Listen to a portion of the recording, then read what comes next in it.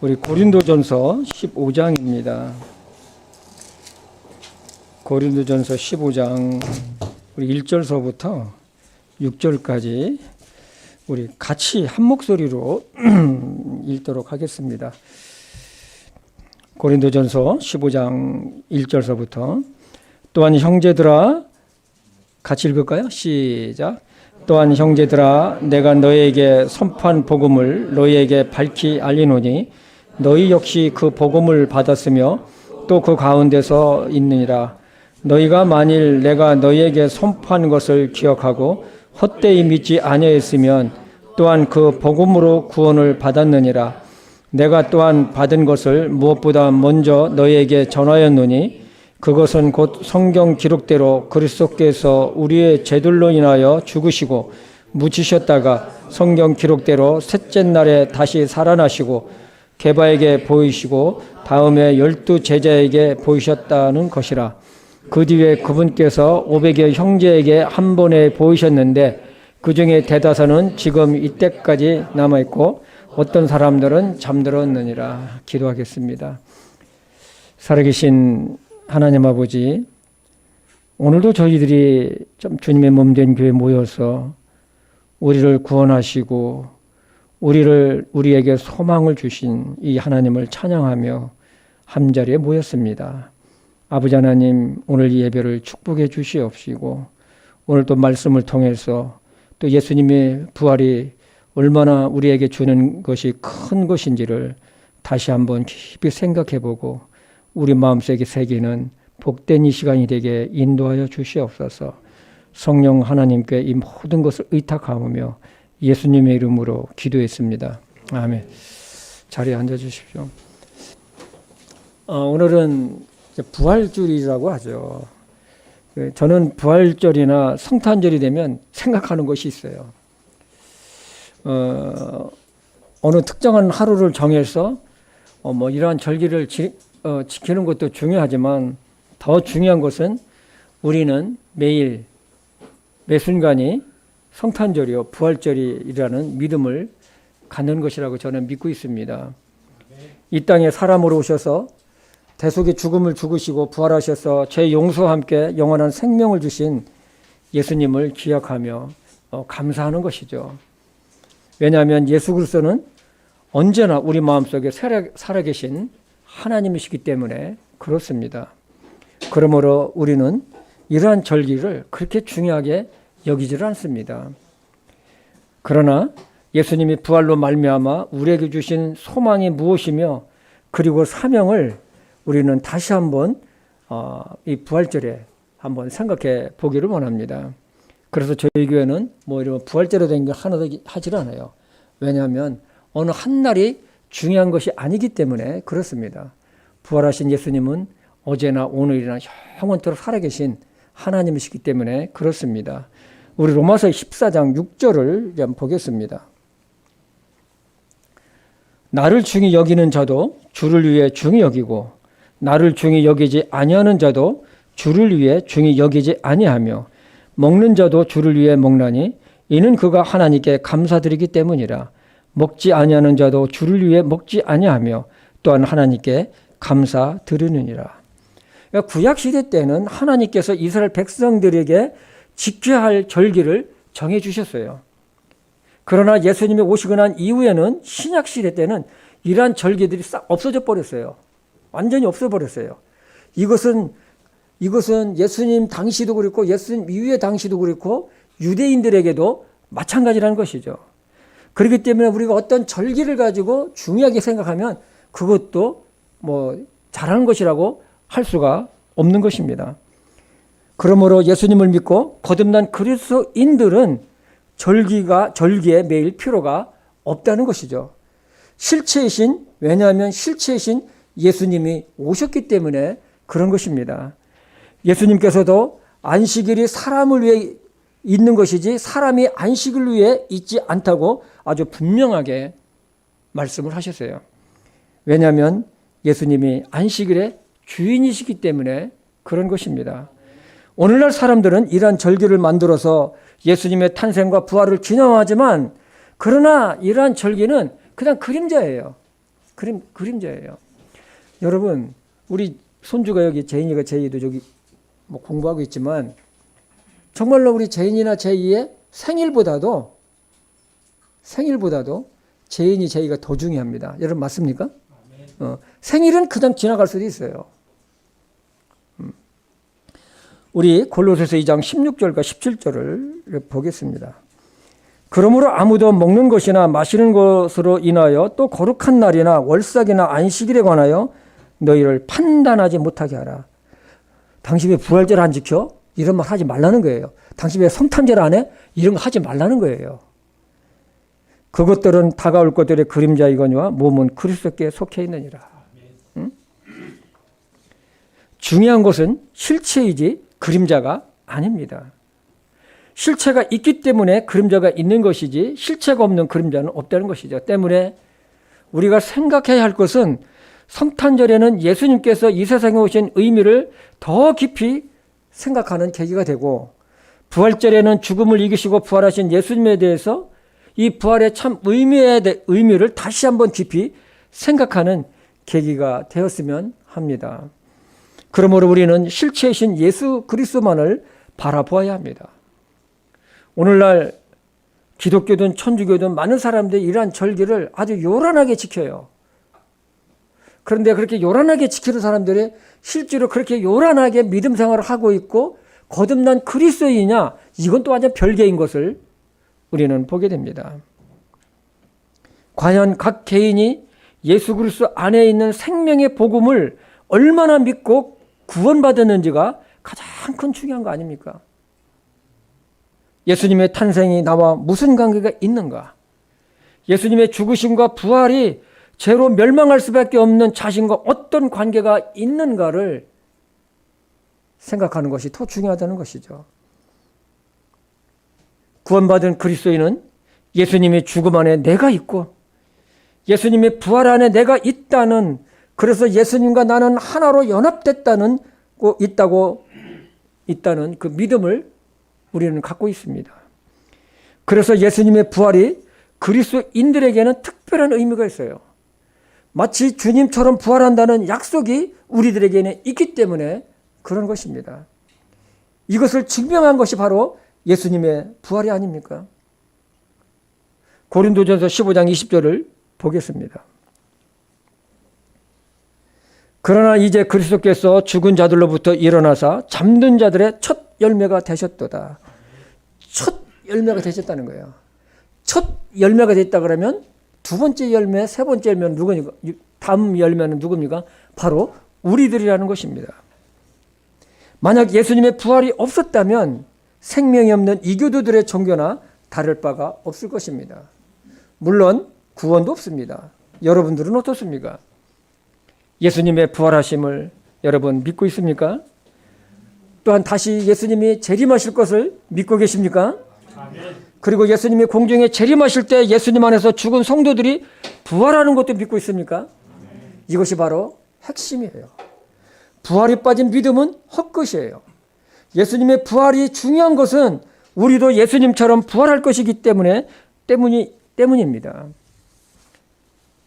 만약 부활이 없다거나 부활이 지나갔다고 말한다면 자신뿐만 아니라 다른 사람의 믿음을 뒤집어버리는 결과를 낳게 되죠. 즉 망한다는 것이에요. 디모데후서 2장 18절을 한번 보겠습니다. 우리 같이 읽읍시다. 시작. 진리에 관하여는 그들이 잘못하였으니 곧 부활이 이미 지나갔다고 말하여 어떤 사람들이 믿음을 뒤집어 엎느니라.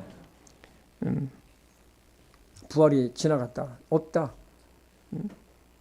이 말을 좀 좁히면은 교회를 다니고 나는 하나님을 믿어 라고 말하면서도 예수님의 부활이나 죽은 자의 부활을 믿지 않으면 그 사람은 자신이 입으로 한 하나님은 내가 믿어 하는 것에 그 말을 뒤집어 버린다는 거예요. 뒤집어 버리는 거예요. 왜냐하면 예수님의 죽으심과 부활은 성경의 핵심이고 복음의 핵심인데 이것을 부정하기 때문에 그렇습니다. 우리는 예수님께서 부활하셨음을 믿고 장차 우리의 몸도 예수님께서 부활시키실 것을 믿는 사람들입니다. 여러분 맞습니까? 네. 사도 바울은 이렇게 말합니다. 우리 고린도전서 15장 12절에서 13절을 보겠습니다. 같이 읽을까요? 이것도요. 시작. 이제 그리스도께서 죽은 자들로부터 일어나셨다고 선포하였거늘 너희 가운데 어떤 자들은 어찌 죽은 자들의 부활이 없다고 말하느냐. 만일 죽은 자의 부활이 없으면 그리스도께서 일어나지 아니하였으리라. 진리의 핵심, 복음의 핵심은 예수님께서 죽음에서 부활하신 것처럼 우리의 몸도 죽어 썩어져 없어진다 할지라도 예수님께서 부활시켜 주실 것을 믿는 것입니다. 예수님은 무덤 속에 있는 자들이 주님의 음성을 듣고 나올 때가 있다고 아주 분명하게 말씀하셨어요. 어디 속에 있는 사람들이요? 무덤 속에 있는 자들이. 요한복음 5장 28절입니다. 같이 읽을까요? 이 말에 놀라지 말라. 무덤 속에 있는 모든 자들이 그의 음성을 듣고 나을 때가 오고 있나니. 무덤 속에 있는 모든 자들이 주님의 음성을 듣고 나올 때가 있다고 했습니다. 그러면 이때 그냥 눈에 안 보이는 뭐 영적인 부활이 아니라 우리의 몸이 주님의 몸같이 영광의 부활이 몸같이 돼서 주님과 함께 거하게 될 것이라는 것입니다. 그래서 사도 바울은 이 복음의 핵심을 헛되이 믿지 않으면 그 복음으로 말미암아 너희가 구원을 받았다 그런 거예요. 구원을 받았다. 고린도전서 15장 2절을 다시 한번 보겠습니다. 시작. 너희가 만일 내가 너희에게 선포한 것을 기억하고 헛되이 믿지 아니했으면 또한 그 복음으로 구원을 받았느니라.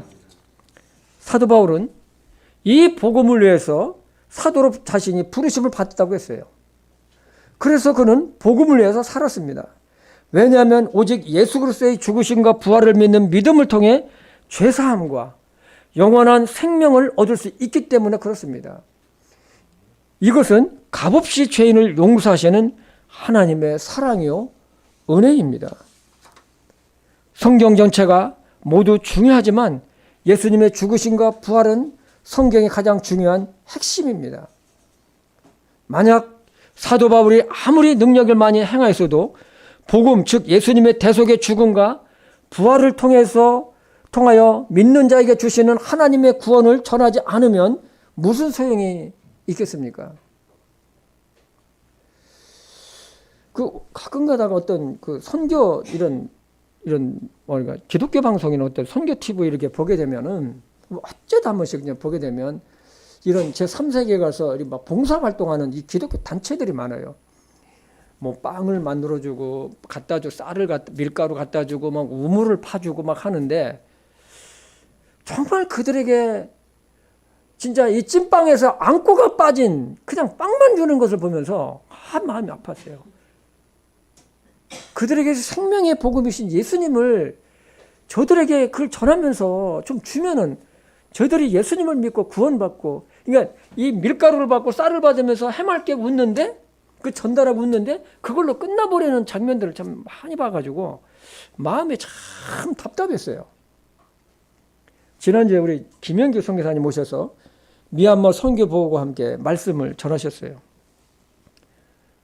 근데 그분이 우리 교회도 작년에 참 많은 선교 헌금을 참 그 쌀 사는데 좀 보태 쓰시라고 우리 성도님들이 열심히 우리가 선교 헌금을 보냈습니다. 매달마다 우리가 정기적으로 하는 이 선교 헌금회에 우리 성도님들이 뭐 어떤 분들은 5만 원, 어떤 분들은 10만 원 뭐 해가지고 뭐 모아가지고 매달마다 그냥 보냈죠. 그분들에게 쌀 전달해 주라고 한 것은 절대로 아니에요. 만약에 거기에서 우리 김영규 선교사님이 거기서 복음을 전하지 않았다면 우리는 쌀을 뭐 도와주는 친구를 보낼 수도 있지만 상당히 고민이 많을 것 같아요. 그러나 그 선교사님은 그 쌀을 전달하면서 영원한 소망이신 예수님의 생명의 복음을 전하시기 때문에, 그래서 그 복음을 듣고 이 사람들이 쌀과 함께 복음을 듣고 그 사람들이 영혼들이 구원받게 하기 위해서 그 일을 수행했던 것이죠. 그렇기 때문에 이 쌀이나 밀가루는 복음을 전하는 하나의 수단과 방법이지 그것이 절대적인 것이 아니라는 것이죠. 정말 그 미얀마에 가보면 이들에게 정말로 필요한 것은, 쌀도 필요하지만 정말로 필요한 것은 생명의 구원이신, 생명이신 예수님이 정말로 그들에게 철저하게 필요한 것을 참 저는 느꼈습니다. 언젠가 우리 한번 가보면 아시겠지만 아마 가보신 분들은 그걸 철저하게 느끼실 거예요.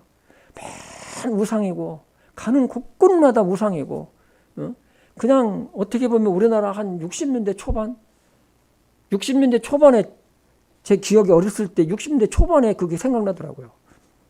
그렇게 없이 살면서도 정말 거기에 무슨 소망이 있겠어요.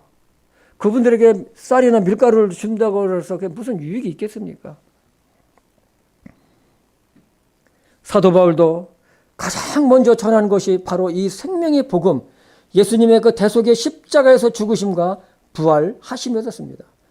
내가 받은 것을 무엇보다 먼저 내게 전하였느니 그것은 성경 기록대로 예수님께서 우리의 죄를 위해 죽으시고 묻히셨다가 성경대로 셋째 날에 다시 살아나셨다. 예수님께서 부활하신 것은 인류 역사상 동서양을 막론하고 모든 사람들에게 말로 다 할 수 없는 놀라운 사건이었습니다. 왜냐하면 이 생명의 복음을 믿는 모든 자에게 예수님과 같이 부활한다는 소망이 있기 때문에 그렇습니다. 그래서 예수님은 믿는 모든 이들에게 부활의 첫 열매가 되신다고 하셨습니다. 우리 다 고린도전서 15장 20절과 21절을 한번 보겠습니다. 그러나 이제 그리스도께서 죽은 자들로부터 일어나사 잠든 자들의 첫 열매가 되셨도다. 사망이 사람을 통해 임한 것 같이 죽은 자들의 부활도 사람을 통해 임하였나니. 21절에 사망이 사람을 통해 임했다는 것은 아담으로부터 죽음이 왔다는 거예요. 사망이 왔지만 21절 하반절에 죽은 자의 부활도 사람을 통해 임했다고 하였는데 여기 사람은 사람으로 오신 예수님을 말씀한 것입니다. 그리고 20절에 잠든 자들이란 예수님 안에서 죽은 자들을 말합니다. 예수님 안에서 죽은 자들이 부활할 것을 말씀하니까 여기에 어떤 사람들이 질문을 해요. 어떻게 죽은 사람들이 부활하고 어떤 법으로 오냐고 반문을 한 것입니다. 사도 바울은 이렇게 답변을 합니다. 우리 고린도전서 15장 36절과 38절을 보겠습니다. 너 어리석은 자여, 네가 뿌리는 것이 죽지 아니하면 살아나지 못하고 또 네가 뿌리는 것으로 말하건대 네가 앞으로 있을 그 몸을 뿌리지 아니하고 밀이든 어떤 다른 곡식이든 다만 맨 알갱이를 뿌리되 하나님께서 친히 기뻐하시는 대로 그것에게 몸을 주시며 또 모든 씨에게 그것 자체의 몸을 주시느니라. 저는 이 말씀을 준비하면서 참 하나님께 감사했어요. 부활이란 죽어야만 일어날 수가 있습니다. 마치 씨가 땅에 묻혀서 썩어야만이 거기에서 새 생명이 움터서 나오듯이 죽은 자의 부활도 그렇다는 것입니다. 그러면 이 일이 언제 일어날까요? 바로 예수님이 공중에 재림하실 때, 예수님이 재림하실 때 일어나게 됩니다. 그러면 살아있는 사람은 어떻게 될까요? 구원받은 그리스도인들은 우리의 몸은 주님과 같이 영광의 몸으로 호련히 변화돼서 공중으로 끌어올려가게 될 것입니다. 이날은 구원받은 그리스도인들은 공중에서 주님을 만나 기쁨과 영광의 환희의 날이 될 것입니다. 우리 고린도전서 15장 51절과 53절을 보겠습니다. 같이 읽어볼까요? 시작. 보라, 내가 너에게 한 가지 신비를 보이노니 우리가 다 잠자지 아니하고 마지막 나팔 소리가 날 때에 눈 깜짝할 사이에 순식간에 다 변화되리라. 나팔 소리가 나매 죽은 자들이 썩지 아니할 것으로 일어나고 우리가 변화되리니 이 썩을 것이 반드시 썩지 아니함을 입고 이 죽을 것이 반드시 죽지 아니함을 입으리라. 정말로 놀랍고 신비한 말씀입니다. 마땅히 썩어 없어진 몸이 썩지 아니할 몸으로 일어나고 살아있는 성도는 순식간에 변화가 될 것입니다. 구약에 이것을 대표적으로 보여주신 것이 있는데 바로 에녹과 엘리야잖아요. 그들은 죽음을 보지 않고 공중으로 들어 올려갔습니다. 사도 바울은 씨가 땅에 떨어져 죽어야만이 그 씨에서 새로운 생명이 태어나듯 이 사람들의 부활도 그렇다고 지금 말씀을 하고 있습니다. 분명한 사실은 썩은 씨 자체는 형체가 없습니다. 무엇인지 알 수가 없습니다. 그러나 그 씨가 호박씨면 그것에서 호박이 맺게 됩니다. 다른 것이 나오지 않습니다. 호박씨를 뿌렸는데 호박씨가 썩어가지고 거기서 감자가 나오고 고구마가 나오지 않는 것입니다. 38절에 보면 하나님께서 기뻐하시는 대로 그것에게 몸을 주시며 또 모든 씨에게 그것 자체의 몸을 주시느라고 이렇게 말씀을 했습니다. 그것 자체의 몸을 주신다는 거예요. 오늘날 교회 다닌다는 사람들 중에는 예수님의 부활을 믿는다 하면서도 죽은 자의 부활에 대해 믿지 못하고 의심하는 자들이 있습니다. 이것은 대단히 잘못된 것이죠. 이제 당시에 고린도 교회는 일부 사람들 중에 죽은 자의 부활이 없다고 했습니다. 아니 죽어서 이미 흙으로 돌아갔는데 남은 것이 아무것도 없는데 어떻게 사람이 부활하냐입니다. 과학적으로도 생물학적으로도 도저히 말도 안 된다는 것이죠. 사도 바울은 이렇게 주장하는 자들에 대해서 다음과 같이 말씀을 하고 있습니다. 우리 고린도전서 15장 13절에서 15절을 같이 말씀을 보겠습니다. 만일 죽은 자들의 부활이 없으면 그리스도께서 일어나지 아니하였느니라. 그러니까 죽은 자의 부활이 없다면 예수님의 부활도 없었다는 거예요. 지금 이걸 말씀하고 있어요. 14절 또 그리스도께서 일어나지 아니하였으면 우리의 손파는 것이 헛것이요 너희의 믿음도 헛것이며 참으로 우리가 하나님께 대해 거짓 증인으로 드러나리니 이는 우리가 그분께서 그리스도를 일으키셨다고 하나님에 대해 증언하였기 때문이니라. 만일 죽은 자가 일어나지 아니하면 그분께서 그리스도를 일으키지 아니하셨느니라. 여러분 사도 바울이 이 말씀을 할 때는요. 이 말씀을 할 때는 예수님의 부활을 목격한 사람들이 살아 있었어요. 살아 있었어요. 그러니까 죽은 자의 부활이 없을 것이면 예수님의 부활도 없었을 것이라는 거예요. 그리고 또 사도 바울은 한 발 더 나아가서 만약 예수님의 부활이 없었다면 내가 너에게 선포한 모든 것이 헛것이다. 내가 헛것이면 너희들 믿음도 헛것이다.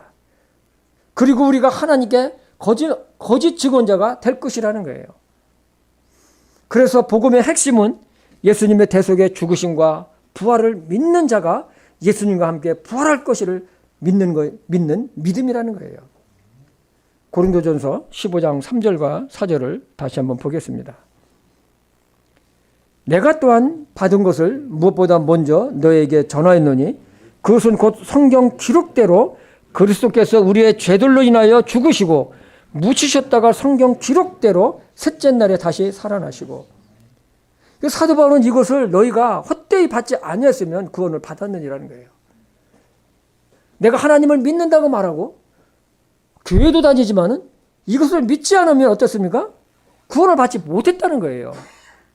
구원을 받지 못했다. 그러면 사도 바울은 이 복음을 누구로부터 받았을까요? 바로 예수 그리스도로부터 받았다고 말합니다. 우리 갈라디아서 1장 12절을 보겠습니다. 나는 그것을 사람에게서 받지도 아니하고 배우지도 아니하였으며 다만 그것은 예수 그리스도의 계시로 말미암아. 그러니까 예수님으로부터 받았다는 거예요.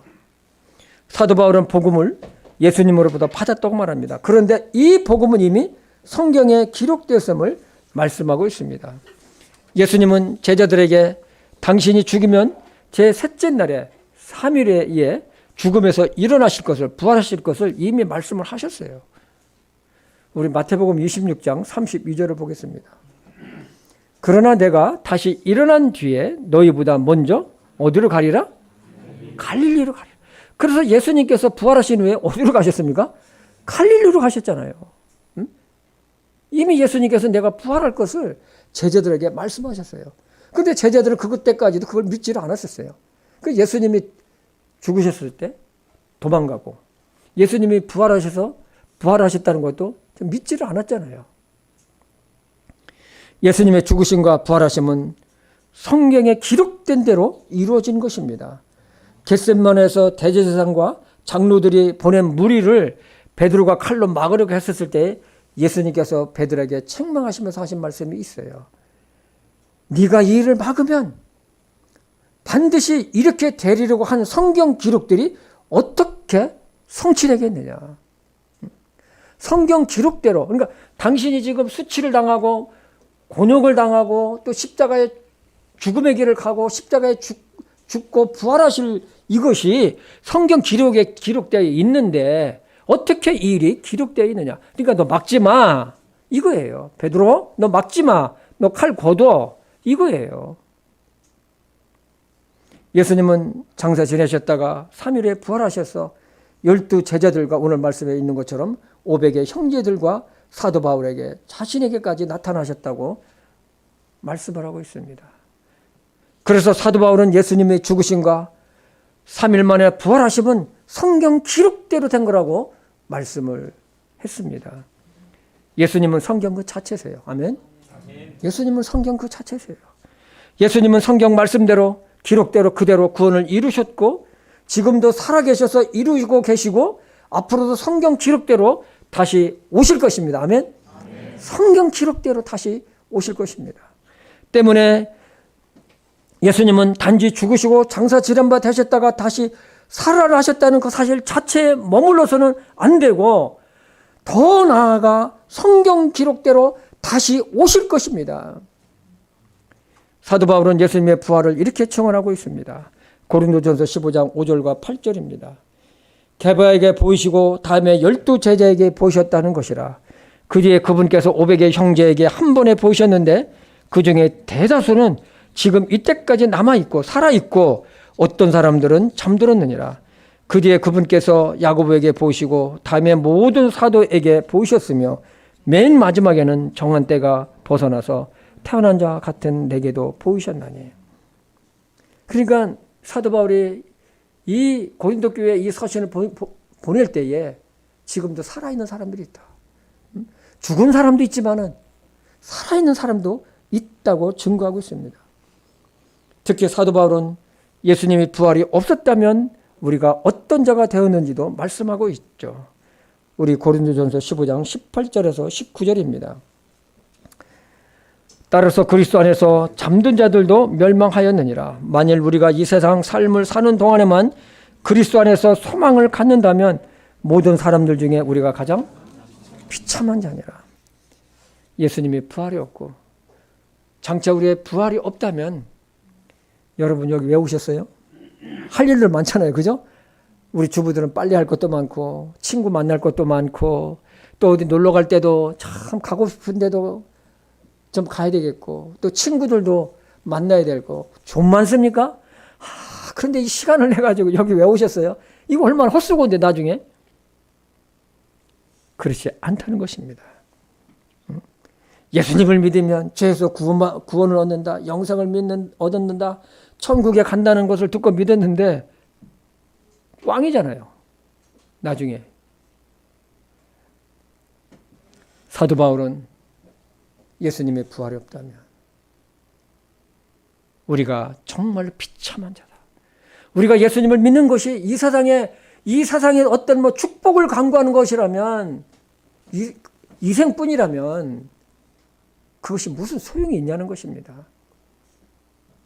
그러나 예수님의 부활하심은 모든 구원받은 자들에게 하나님의 영광에 이르는 소망을 안겨주셨습니다. 그리고 우리에게 재림의 소망을 안겨주셨어요. 예수님의 부활이 있었기 때문에 재림의 소망도 우리에게 주셨다는 것입니다. 다시 한번 우리 고린도전서 15장 51절 53절을 보겠습니다. 보라, 내가 너에게 한 가지 신비를 보이노니 우리가 다 잠자지 아니하고 마지막 나팔 소리가 날 때에 여기 다 잠자지 아니하고는 뭐냐면 예수님 안에서 죽은 자들을 말씀하고 있는 거예요. 구원받고 죽은 자들. 마지막 나팔 소리가 날 때에 눈 깜짝할 사이에 순식간에 다 변화하리라. 나팔 소리가 나면 죽은 자들이 썩지 아니할 것으로 다시 일어나고 우리가 변화되리니 이 썩을 것이 반드시 썩지 아니함을 입고 이 죽을 것이 반드시 죽지 않음을 입으리로다. 저는 이 날을 고대하고 있습니다. 아멘입니까? 그러나 한 가지 말씀드릴 것이 있습니다. 예수님을 믿지 않고 죽은 자들은 어떻게 될까요? 이들도 부활시켜요. 하나님께서 이들도 부활시키셔요. 부활시키시죠. 히브리서 9장 27절에 보면 한 번 죽는 것은 사람에게 정하신 것이 그 후에는 심판이 있다고 그랬어요. 아니 죽으면 끝이지 무슨 심판이야. 하나님 부활시키셔요. 예수님은 생명의 부활도 있지만 악한 자의 부활이 있다고 아주 분명히 말씀하셨어요. 요한복음 5장 28절과 29절 다시 한번 보겠습니다. 이 말에 놀라지 말라. 무덤 속에 있는 모든 자들이 그 음성을 듣고 나올 때가 오고 있나니. 29절 선을 행한 자들은 생명의 부활로 뭐요? 생명의 부활로. 악을 행한 자들은 정죄의 부활로 나오리라. 심판의 부활로 나온다는 거예요. 믿지 않는 자들에게는 이보다 더 무서운 말씀이 있을까요? 그래서 계시록 20장 12절에 보면 이 복음을 믿지 않고 정죄의 부활로 일어난 자들에 대한 심판이 기록되어 있죠. 이들은 자기 행위를 따라 심판을 받게 되는데 모두 불호수에 던져지게 된다고 그랬어요. 지옥불에 던져지게 된다고 그랬어요. 이것을 몇 번째 사망이라고 했습니까? 둘째 사망이라고 그랬어요. 두 번째 사망. 영원히 꺼지지 않은 불못입니다. 그곳에서 영원히 고통을 당합니다. 예수님 오시기 전에 600년 전에 기록된 다니엘서에도 이렇게 기록되어 있습니다. 우리 다니엘서 12장 2절을 보겠습니다. 같이 읽어볼까요? 시작. 땅의 티끌 속에서 잠자는 자들 중에 많은 사람이 깨어나 얼마는 영존하는 생명에 이르고 얼마는 수치와 영존하는 치욕에 이르며. 여기 영존하는 수치와 영존하는 치욕에 이른다고 했는데 이것이 어딜까요? 바로 치욕 아닙니까? 불못이에요. 때문에 사도 바울은 그리스도 안에서 죽은 자들을 잠자는 자로 표현한 것은 예수님이 재림하실 때 생명의 부활로 일어날 것이기 때문에 이런 표현을 했던 것입니다. 이처럼 그리스도 안에서 잠자는 자라는 표현을 사용하신 것은 마지막 날에 구원받은 성도들을 반드시 주님께서 영광의 몸으로 부활시킬 것을 예수님께서는 약속을 하셨습니다. 예수님은 죽은 나사로를 살리시러 가셨을 때에 마르다가 주님이 여기 계셨으면 내가 오라버니가 죽지 아니했으리라고 말했습니다. 이 말을 들은 예수님은 그 유명한 말씀을 하죠. 요한복음 11장 25절과 26절입니다. 예수님께서 그녀에게 이르시되 나는 부활이요 생명이니 나를 믿는 자는 죽어도 살겠고 누구든지 살아서 나를 믿는 자는 결코 죽지 아니하리라. 이것을 네가 믿느냐 하시니. 아멘. 여러분 믿으십니까? 아멘. 저는 이 말씀을 들으면 막 가슴이 뛰어요. 아니, 죽는데 왜 죽지 않는다고 했지? 응? 예수님은 당신은 나는 부활이요 생명이라고 하셨습니다. 예수님을 믿는 자는 죽어도 살 것이요 살아서 예수님을 믿는 자는 영원히 죽지 않는다고 하신 것입니다. 이것은 비록 몸은 흙으로 돌아가도 그 영혼은 생명이여 부활하신 예수님 안에 있기 때문에 예수님은 이 말씀을 하신 거예요. 그리고 마지막 날에 예수님께서 그것을 이렇게 세우실 것이기 때문에 이 말씀을 하셨습니다. 예수님이 공중에 재림하실 때 예수님과 같이 올 것입니다. 오래전에 저는 참 그 영화를 잊지를 못하고 있어요. 휴가라는 영화를 오래전에 본 적이 있습니다. 어느 날 갑자기 전 세계에 엄청난 사람들이 갑자기 실종이 돼버리는 거예요. 갑자기. 세계 곳곳에서는 대형 사고들이 잇따라 일어났습니다. 동시다발적으로 아주 순간적으로 일어났는데 비행기가 갑자기 추락해요. 보니까 비행기가 공중에 날아가다가 이 조종사가 없어지니까 이 비행기가 그냥 추락해 버리는 거예요. 열차들이 막 탈선하고 막 충돌을 하는 거예요. 보니까 열차 기관사가 아직 없어져 버렸어요. 도로에서는 교통사고가 세계적으로 막 일어나요. 도로가 막 마비되고 사고 원인을 보니까 운전수가 없는 거예요. 운전자가. 도로와 철도와 항공망이 마비가 되고 직장에서는 옆에 같이 회의 시간에 회의하던 직원이 갑자기 없어지는 거예요. 같이 얘기하는데 갑자기 없어져요. 가정에서는 집에서는 요리하던 아내가 없어져가지고 집에 막 불이 나는 거예요. 열을 받아가지고 요리하는 그게 뭡니까? 인덕션입니까? 가스레인지든 뭐 전기로 하는 인덕션 같은 경우에는 병원에서 수술하던 의사 선생님이 수술 돈이 없어져 가지고 환자가 죽어버려요. 그야말로 전 지구적 재난이 시작됩니다. 그날이 언제일까요? 부활하셔도 지금도 살아계신 예수님은 분명히 말씀하셨어요. 요한계시록 22장 20절에 보면 내가 반드시 속히 오리라. 내가 반드시 속히 오리라. 그리스도 안에서 죽음은 결코 죽음으로 종결되는 것이 아니라 더 큰 소망의 자리로 나가는 하나의 과정일 뿐입니다. 우리는 부활하신 주님께 붙여 있습니다. 예수님이 내 안에, 내가 예수님 안에 같이 있습니다. 때문에 우리의 믿음은 일시적인 것이 아니요 영원히 사는 부활의 믿음이요 신앙입니다. 우리가 가지고 있는 믿음은 죽음을 이기는 부활의 신앙임을 우리는 잊지 말아야 할 것입니다. 그리고 이 생명을 살리는 이 복음을 기회가 주어지는 대로 다른 사람에게 전하시기 바랍니다. 이것은 영원한 문제이기 때문에 그렇습니다. 죽음을 이기시고 부활하셔서 우리의 믿음의 창시자시요 완성자이신 예수님을 의지하며 세상을 이기며 살아가는 믿음의 용사들이 되기를 주님의 이름으로 축복합니다. 아멘. 기도하겠습니다. 아버지 하나님, 오늘 예수님의 그 부활을 다시 한번 우리가 생각해 보았습니다. 우리가 부활의 신앙으로 무장했었을 때에 우리는 세상을 이기며 승리하며 살아갈 것을 믿습니다. 부활의 믿음, 부활의 신앙으로 우리의 믿음을 다시 한번 일깨워 주시고 참으로 운동화 끈을 다시 단단히 조이는 것처럼 부활의 믿음과 부활의 신앙으로 우리의 믿음이 더 단단해질 수 있도록 하나님 도와주시옵소서. 예수님의 이름으로 기도했습니다. 아멘.